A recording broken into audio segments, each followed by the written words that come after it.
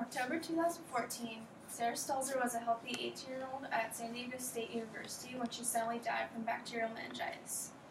Bacterial meningitis is a disease that can quickly spread into the brain and bloodstream and can become lethal within hours. Sarah had flu-like symptoms, and in less than 40 hours, she was brain dead. Her mom said, Sarah received the recommended meningococcal vaccine at her college physical, and we thought that she was covered. Sagittal 2015, Moore Park couple who lost their daughter to bacterial meningitis hopes their story will save lives. So if you received the recommended meningococcal vaccine before coming to Cal Poly and believe that you're protected against bacterial meningitis, think again. Meningococcal meningitis comes from a bacteria called Neisseria meningitidis, which has 5 subtypes, A, B, C, W, and Y. And so when this bacteria surrounds the protective covering of the brain's spinal cord, it's called meningitis, and then when it spreads into the bloodstream, it's called sepsis.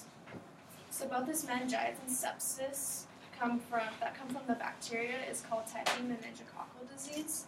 I'll be referring to that as MenB. So the first symptoms of MenB are flu-like, which include fever, vomiting, and muscle aches. And then they rapidly developed into horrible headaches, stiff neck, red rashes, light sensitivity, and confusion. So as soon as you notice these first flu-like symptoms with either a really bad stiff neck or a rash, you should go immediately to the emergency room, because as long as you can get on antibiotic treatment, you'll have a better chance of having a full recovery. However, per the article ORTA 2015 Prevention and Control of MenB Outbreaks, even after being treated with antibiotics, still 50% suffered amputations, hearing loss, kidney failure, brain damage, and 9 to 12% died. So the disease is transmitted from person to person through saliva or respiratory secretions, which is by sharing utensils, kissing, or coughing. And the incubation period is typically 3 to 4 days before symptoms occur. Now, a frightening fact about this disease is that 10 to 20% of the population actually have the disease, the bacteria in their throat. And so, according to Watkins 2012, even though they don't show the symptoms or they don't get the disease, they can still transmit the bacteria to other people. So if you're vaccinated for meningitis, how is it that you can still get meningitis?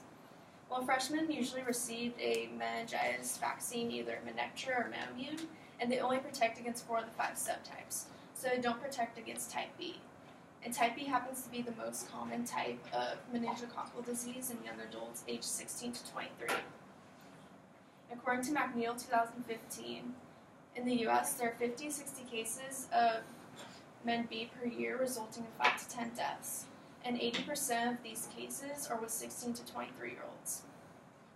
Now, it may not sound like very many cases, but in the past 2.5 years, there's been 3 college campuses in California that have had major MenB outbreaks. Per the article Rose 2015, November 2013, 4 students from UC Santa Barbara were infected, and one had to have both of his legs amputated. October 2014, San Diego State University had 1 death due to MenB, and that was Sarah. And then the most recent outbreak was just this year on January 31st at Santa Clara University, where 3 students were confirmed to have MenB.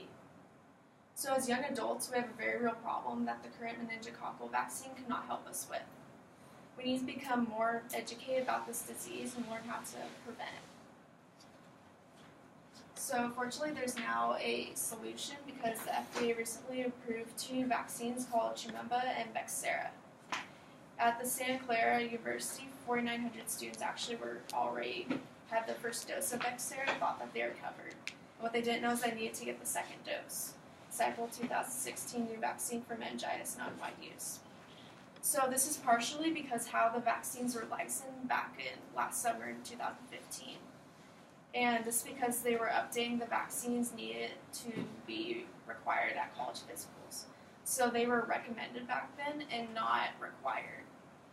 Per the article, Meningitis Angels testified for stronger recommendations 2015. In Vaccine Weekly, advocates for these vaccines believe that we will still be unaware of the vaccines unless they become mandatory. And also because Chimemba and Bexsera are fairly new, that's kind of why they weren't given to college freshmen at their physicals last summer because they're still being updated. Allison Thrash, 2016 update from Santa Clara Public Health Department. And so dosing-wise, only one series of either vaccine is needed, and the vaccines are not interchangeable, so you must use the same vaccine product for all doses. A study done by Santa Clara 2013 reported that two doses of Bexsero, given 1 to 6 months apart from each other, were needed to have immunity against MenB. And then another study done by Esakari 2015 reported that 3-dose series of Trumemba were needed for immunity against MenB, with the second and third doses given 2 months and then 6 months after the first dose. So these studies show that it's important to get the full series of the vaccines, otherwise you won't have the antibody levels to be protected from the vaccine. So why should us as young adults get vaccinated against MenB? Well, remember that type B is the leading type of meningococcal disease in 16 to 23-year-olds, whether we attend college or not, and vaccination is the only way to prevent this horrible disease from affecting us. However, there are several arguments against getting the MenB vaccinations, with the first being that some people don't think they're that effective. And however, there's data to prove that 66,000 people who are already vaccinated, according to Watson 2013, 94% of those people had the antibody levels needed to be immune from the disease. Another argument is about the side effects. About 50% of the people who get either vaccine have mild side effects that last for a few days, which include soreness at the injection site, tiredness, headache, muscle and joint pain, fever, and chills, just like most other vaccinations. And personally, I'd rather experience these mild side effects than the horrible effects that MenB can have. And the last argument is the cost of it. So at the Cal Poly Health Center, 2-dose series of Bexsero is $312, and the 3-dose series of Trumemba is $360.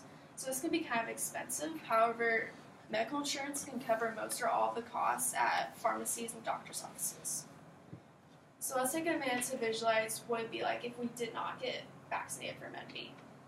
If there was an outbreak right now at Cal Poly, most students would believe that they're protected and they would go on to contract the disease. So imagine if your roommate, sibling, or best friend got the disease knowing that it's now preventable.